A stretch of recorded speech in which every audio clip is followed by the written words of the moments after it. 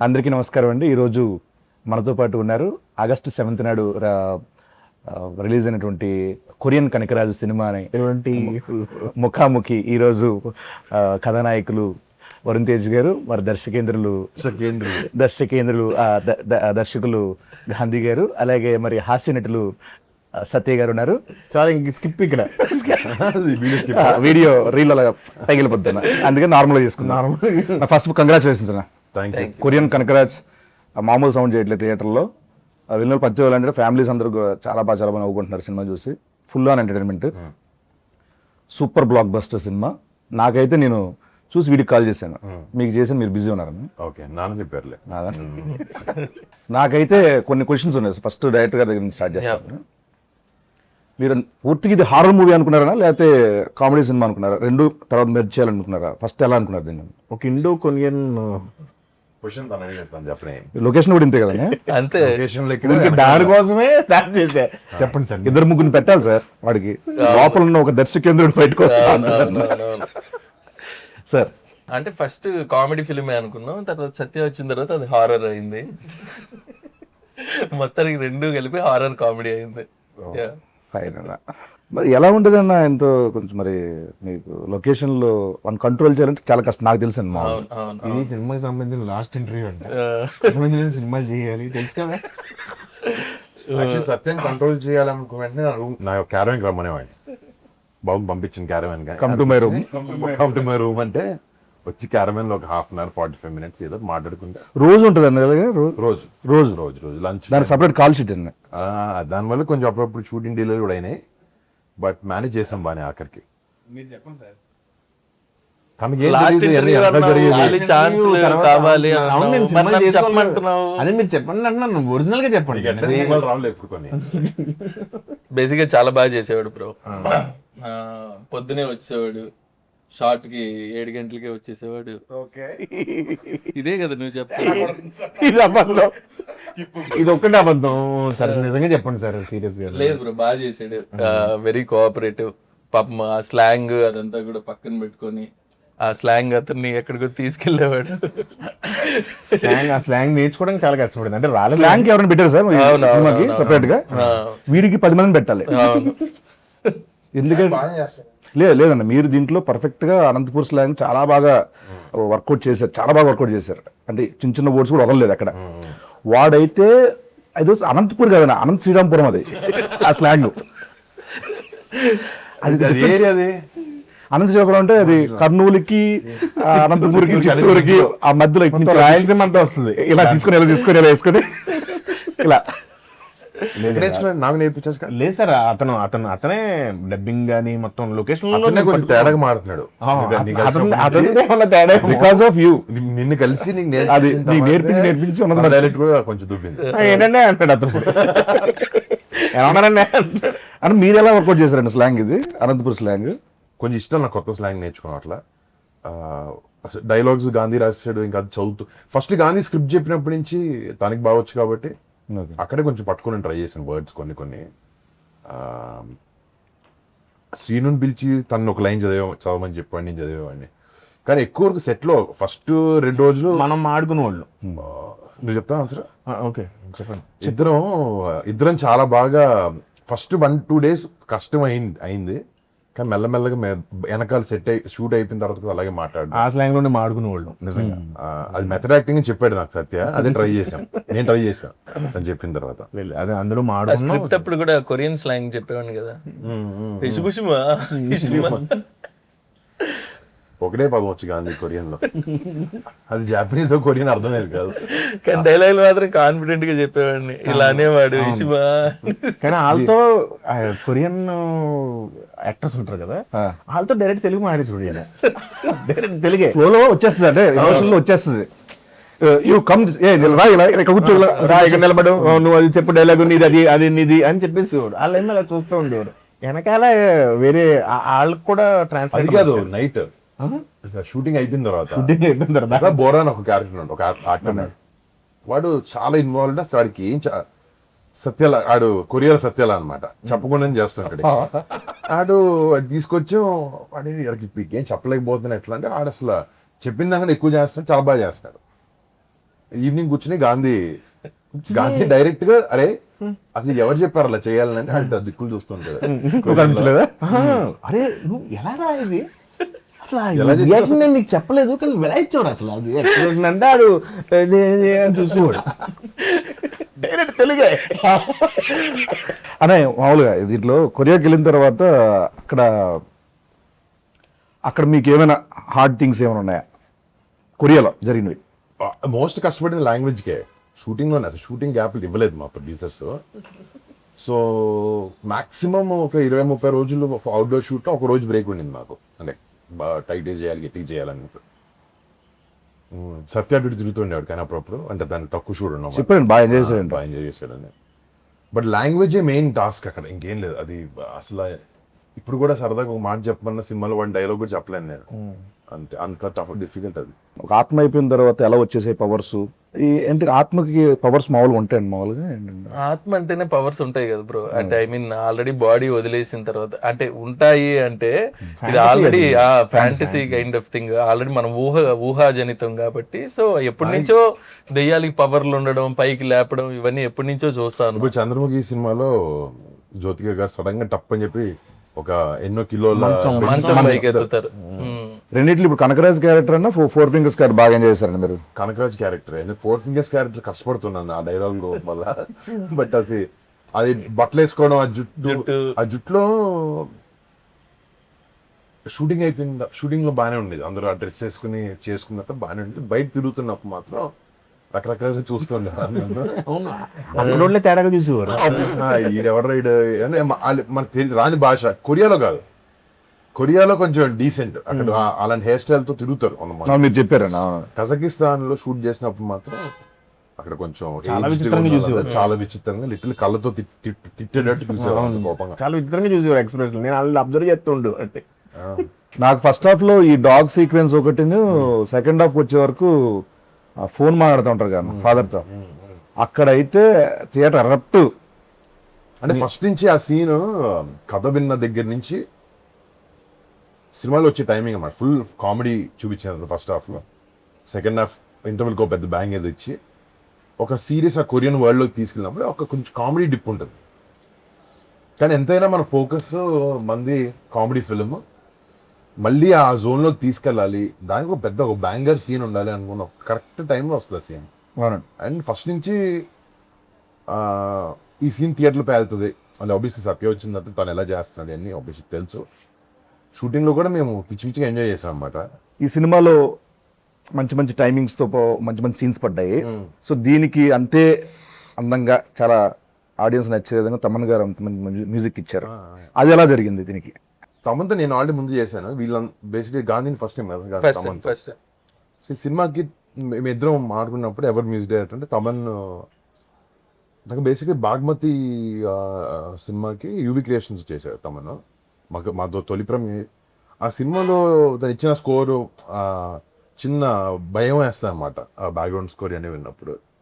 అది భలే ఉంటుంది, మన సినిమా జోన్కి సెట్ అవుతుంది బాగా. తమన్ క్యాన్ డూ దిస్ అన్న జోన్లో మేము ఇద్దరం ఆడుకుని డిస్కస్ చేసి తమన్ తెచ్చు. And Thaman was very happy to be on board. కానీ లాస్ట్కి వచ్చినప్పటికీ తను కూడా చాలా ఇన్వాల్వ్ చేశాడు సినిమా.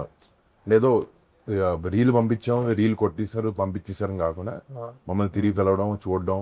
అంటే అది సినిమా కరెక్ట్ టైంకి రిలీజ్ అవ్వడం కారణం తమన. ప్లస్ సత్య రాకపోవడం వల్ల కూడా అది కరెక్ట్ టైంకి రిలీజ్ అయింది. తను వచ్చి ఉంటే అది మళ్ళీ ఒక బ్యాక్ అండ్ ఫోర్త్ అయ్యేది డెఫినెట్ గా.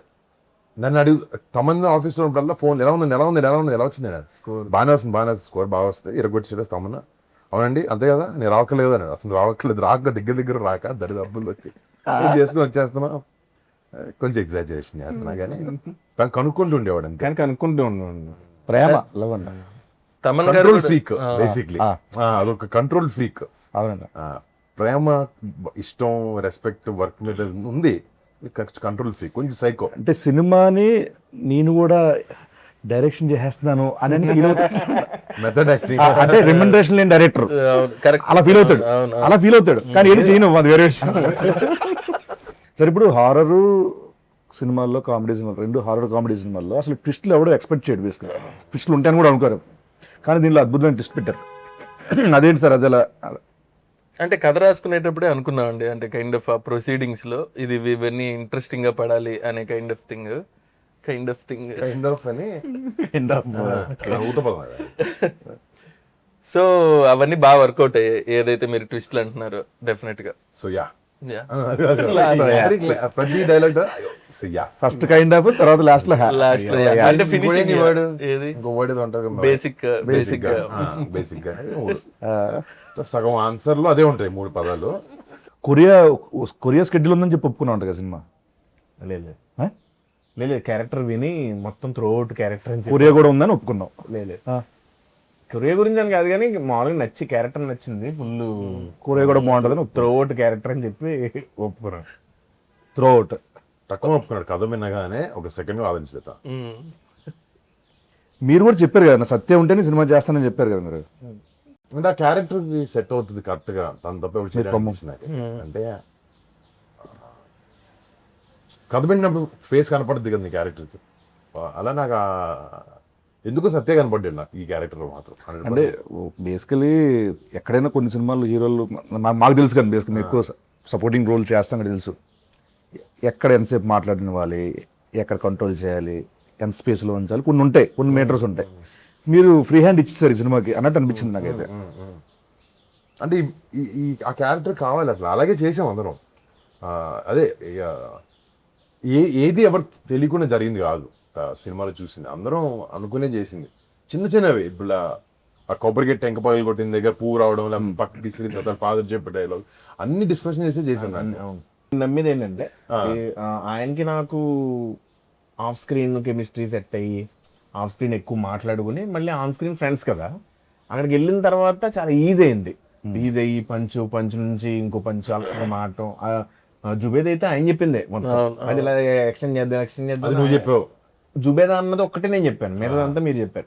ఎక్స్టెండ్ చేసిందంతా అంటే ఇద్దరిది ఉంది. నేను మానిటర్ లో చూస్తున్నా, ఏం నీకు తెలీదు చేస్తున్నట్టు,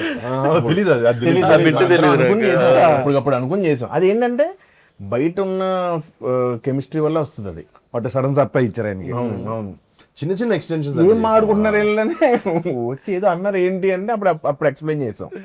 అలా బాగుంది, అందువల్ల కుదిరింది అది అన్ని. నేను నిన్న మా అత్తమ్మతో మాట్లాడాను, మా అత్తయ్య మాట్లాడితే సినిమా చూసారంటే చూసాను, నేను రాత్రి చూసారంట. చూసి సినిమా అంతా చాలా కామెడీ ఉంది, చాలా బాగుంది కామెడీ, అది బాగుంది ఇది బాగుంది అని చెప్పి క్లైమాక్స్ ఇంకా బాగుంది అన్నది ఆవిడ. బీసీ సెంటర్లోనే అసలు దానికి అసలు వేరే అప్లాస్ దానికి క్లైమాక్స్కి, అది వేరేది. ఆ బ్యాక్గ్రౌండ్ స్కోర్, తమ్మ గారు ఇచ్చిన బ్యాక్గ్రౌండ్ స్కోర్, మీ పర్ఫార్మెన్సెస్, ఆత్మల తాలూకు ఇది ఫెంటాస్టిక్ వచ్చిందండి. దానికి ఎలా చేశారు వర్క్ అంతమంది, ఏమనుకున్నారండి దానికి, ఎలా చూపించాలనుకున్నారు అవుట్పుట్ రావడానికి? ఫస్ట్లో క్లైమాక్స్ క్రాక్ చేయడానికి అదొక కామెడీ ఫిలింలో నువ్వు నవ్వించి ఇప్పుడు నీకు ఒక సీరియస్ బ్లాక్ వేస్తా అనేది ఒక పెద్ద స్పీడ్ బ్రేకర్. నార్మల్గా చాలా టఫ్ స్పాట్ అది ఒక కామెడీ ఫిల్మ్లో.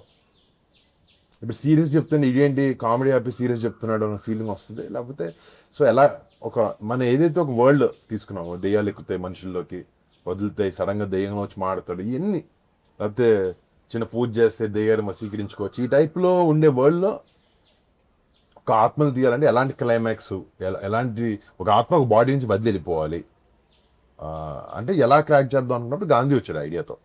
సో ఆ క్లైమాక్స్ షూట్ ఆబ్వియస్లీ చాలా వరకు గ్రీన్ మ్యాట్లోనే చేసి ఉండాలి.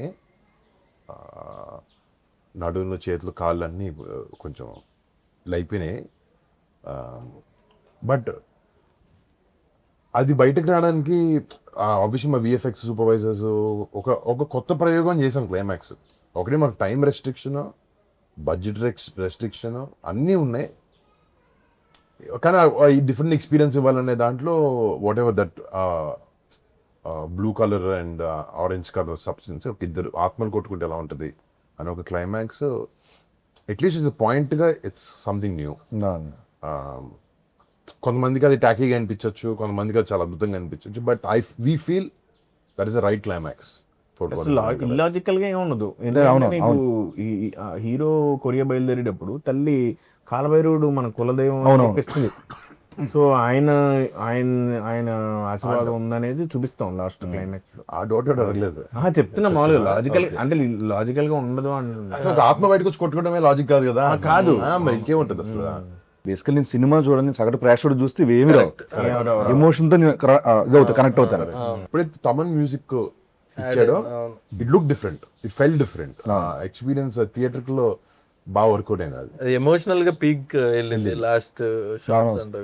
ఆయన ఎక్కువ సాగదీలే ఇంకా, ఎందుకంటే we wanted to finish funny note ఉంది, కానీ ఒక ఆత్మకి దానికి ఒక సొల్యూషన్ ఇవ్వాలనే దాన్ని రాసి వచ్చింది. నేను ఎందుకు అత్తయ్య గారి కాల్ గురించి చెప్పానంటే వాళ్ళు అంత కనెక్ట్ అవుతుంది. మా మదర్ వాళ్ళ ఫ్రెండ్స్ ఒక 30 మంది లేడీస్ వెళ్ళి సినిమా మేము కలిసి చూసాను. చూసారా? ఓకే. వాళ్ళు వచ్చినప్పుడు ఫస్ట్ అసలు అదిరిపోయింది, క్లైమాక్స్ అదిరిపోయింది అన్న జోన్ వచ్చారు. అండ్ అవునా ఓకే. బట్ అదే అన్న, ఇప్పుడు సినిమాలో ఇన్వాల్వ్ అయితే నీకు సినిమాలో క్యారెక్టర్స్ ఇన్వాల్వ్ అయితే నీకు అలాంటి ఏం డౌట్ రావు. మీ దాంట్లో డబ్బింగ్ కి హెల్ప్ చేశారంట సార్, దీంట్లో చిన్న క్యారెక్టర్ కూడా చేశారు కదా. సీను కొరియన్ అతను సార్, కిమ్ జీను ఒకసారి కాల్ చేద్దాం సార్ సరదాగా. చేయండి. వాడికి యాక్చువల్లీ లాస్ట్ టైం సత్య చిన్న ప్లాన్ వేసారు, August 7th Korean Kanagaraj release అని చెప్పండి. అప్పుడు నుంచి అదే మాడుతున్నాడు ప్రతి చోట. ఎక్కడే ఉంటాడు సార్? ఢిల్లీలో ఉంటాడు. కంసామిదా.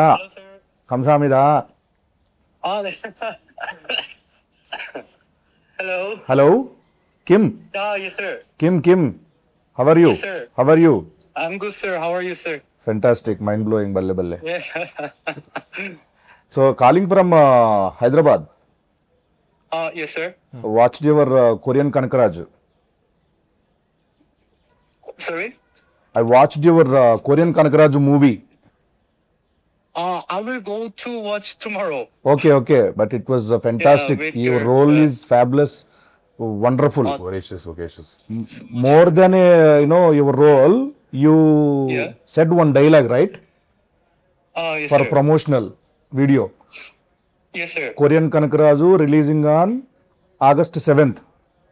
Yeah, the in Telugu. Yes, sir. Yes, that was fantastic. What a modulation, what a expression. Director చూసారు. Thank you, sir. Thank you so much. Yeah, one of my Happy to hear that. friend, he's the director in Tollywood. Yes, sir. So he's very impressed with your acting skills. Okay, sir. Yeah, he want to hire as a hero for his upcoming film. Yes, sir. So are you interested in acting? Of course, sir. Of course, I'm interested. No, only full course, Of course, actually, sir. not of course. Hello? Yeah. Sir, fully, of course, Yeah. I'm very interested in, Fully, sir. of course, okay. So are you ready to do this movie?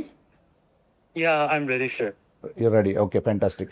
Okay, for this movie, we are how much remuneration you're expecting for this movie?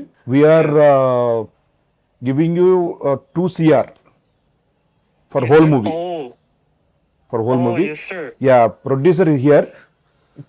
Yes, sir. Producer will tell you more details about this film.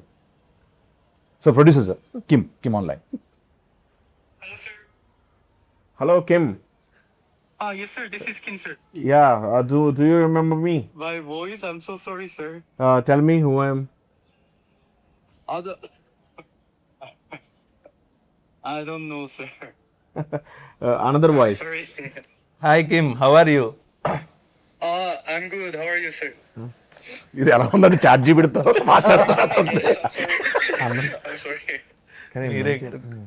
మీరు చెప్పండి. Kim, hi Kim, how are you? We just Kim just called to say hi. People are loving what you did in the movie. Varun here. Varun. Yeah. Hello, bro. Hi. We're doing good. Movie's doing well thanks to your promotion that you did. No, I did nothing. Thank you so much. Thank you so much. And that was Satya trying to pull your leg all this while. Okay. All right, thank you, man. Take care. Yeah. Be here, Satya. You got him right. Yeah. All right. Thanks, man. See you. Bye. ఓవరాల్గా దీనికి చేసిన support కానీ నీ character కానీ చాలా అద్భుతం పేలింది సత్య. I'm చాలా హ్యాపీ అయితే. ఈ సెకండ్ హాఫ్లో ఆ వీడియో కామెడీ ఉంది కదా, అక్కడ నేను అసలు చాలా ఫుల్ ఫిదా. సో దానికి గాను ఇంత బాగా ఎంజాయ్ చేస్తున్నారు కాబట్టి ఆడియన్స్ నువ్వేం చెప్పాలనుకుంటున్నావు? వినమ్రతతో నిజంగా థ్యాంక్ యూ సో మచ్ అండి తెలుగు ప్రేక్షకులందరికీ. నవ్వక నవ్వకుండా జెన్యున్గా చెప్పు. తెలుగు ప్రేక్షకులందరికీ. నవ్వకుండా చెప్పు, ఎలా చెప్పాలి చూడు. చాలా థ్యాంక్స్ అండి. చాలా థ్యాంక్స్ అండి. సినిమా చూసిన ప్రతి ఒక్కరికి, అలాగే ఫోన్లు చేసి నాకు చెప్పారు. చాలా థ్యాంక్ యూ సో మచ్ అందరికి. మా సినిమా ఎంత మంచి సక్సెస్ చేసిన వాళ్ళందరికీ. సార్ ఏమన్నారు నిన్న, బాస్ ఏమన్నారు నిన్న మన సక్సెస్ మీట్లు ఏమన్నారు? నిజంగా శిరస్సు వంచి మనం చెప్పాలని చెప్పారు. అలా చెప్పమని నీట్గా. ముందుగా నేను ఆయన బాస్కి చెప్పు. కాదు నిజంగా నేను హ్యాపీ. నువ్వు ఒకవేళ అక్కడ ఉంటే, సక్సెస్ మీట్లో ఉంటే, మేబీ సత్య చాలా బాగా చేశారు, పక్కన నుంచి పెట్టుకుని మాట్లాడేవాళ్ళేమో. షూటింగ్ అయిపోయింది, అప్పటికే అయిపోయి ఆయన మాడే టైంకి నేను లైవ్ చూస్తున్నాను. నిజంగా లైవ్ చూస్తున్నా నాతో మాడుతున్నట్టుంది ఆయన. అవును, నువ్వు నన్ను చూస్తున్నావు అని చెప్పి నన్ను అడ్రస్ చేశారు. నాకు నిజంగా నేను చిన్నప్పటి నుంచి, అంటే చిన్నప్పుడు నాకు తెలిసి వెళ్తే మామూలుగా అందరూ ఫ్యాన్స్ ఉంటారు, చాలా మంది ఫ్యాన్స్ ఉంటారు, బోల్డ్ మంది ఆయన కలిసి ఉంటారు. చూసినప్పుడు నేను చిన్నప్పుడు మా ఇంట్లో వాళ్ళు చెప్పేవారు, చిన్నప్పుడు చిరంజీవి గారు కనపడితే నేను సీట్లోంచి లేచి ఇలా ఇలా ఇలా అంటూ ఉండేవాడిని, రియాక్ట్ అయ్యేవాడిని. అలాంటి వాడిని నేను. ఆయన అంటే చాలా ఇష్టపడి, ఒక ఆరాధ్య దైవం నాకు నిజంగా. ఆయన్ని వచ్చి కలిసినప్పుడే ఫస్ట్ ఉన్నప్పుడు అదే బోనస్ అనుకున్నాను నేను. అలాంటిది నాకు ఆయన చెప్పడం నిజంగా కళ్ళ నీళ్ళు వచ్చింది. నాకు చాలా ఫీల్ అయ్యాను. చాలా బాగా. అంటే నాకైతే ఒక అచీవ్మెంట్ ఇది నిజంగానే. అది నిజంగా ఇది ఒక అచీవ్మెంట్ గా ఫీల్ అయింది. అది మాత్రం ట్రూ. హానెస్ట్గా చెప్పేది ఏంటంటే నిజంగా నా మెగాస్టార్కి థ్యాంక్ యూ సో మచ్ అండి. సార్ ఎందుకంటే ఇన్స్టాగ్రామ్లో అక్కడ ఉండడు, ఉన్నా కూడా వేరే. ఇప్పుడు మన సద్య ఐడియా అని పాపం డాడీ తనకి రావాలంది, నాతో ఫోన్లో మాట్లాడు, వాళ్ళ ఇంట్లో వాళ్ళందరినీ తీసుకొస్తాను అన్నాడు. అవును. కానీ షూటింగ్ లో పాపం బిజీగా ఉన్న వల్ల అయిపోయాడు. ఇవన్నీ నేను కూడా పిఆర్ చేశా. అక్కడ చేస్తే ఆయన సత్యతో మైక్ లో మాట్లాడి ఏంటండి కాదు ఇప్పుడు నేను చెప్పబోతున్న షూటింగ్ లో ఉన్న ఇరుకున్నా ఎవరు చెప్తారు? పైగా నేను కూడా ఫేక్ గా కాదు, ముందు రోజు రాత్రి ఆయన వస్తారు, నెక్స్ట్ డే అంటే మీ ఇద్దరం కూర్చుని చాలా ఎక్సైట్ అయ్యి ఇలా చేద్దాం ఇలా మాట్లాడదాం అన్నీ అనుకున్నాం. బట్ అన్ఫార్చునేట్లీ దానికి కుదరలేదు. దీనికి కూడా ఎందుకంటే పిఆర్ ఎందుకని అంటున్నా, వీడు ఒకసారి చరణ్ అన్నయ్యతో ఎక్కడి నుంచి ఫ్లైట్లో వచ్చాడు, నాకు అది పెట్టాడు, చాలా బాగుందిరా ఇది షేర్ చేశారు, నాకు అకౌంట్ లేదు కదరా అన్నాడు. అమాయకత్వం ఇరిగించో. ఫేక్ అకౌంట్ ఉంది, ఫేక్ ఉంది. ఎక్స్ప్లోర్ ఓపెన్ చేస్తే నేను పెట్టానన్న, నేను నా దాంట్లో పోస్ట్ చేసి అరే నీకు ఎలా నువ్వు పెట్టలేవు కదరా, నాకు హ్యాపీ అనిపించిందిరా అంటే పెట్టంటాడా?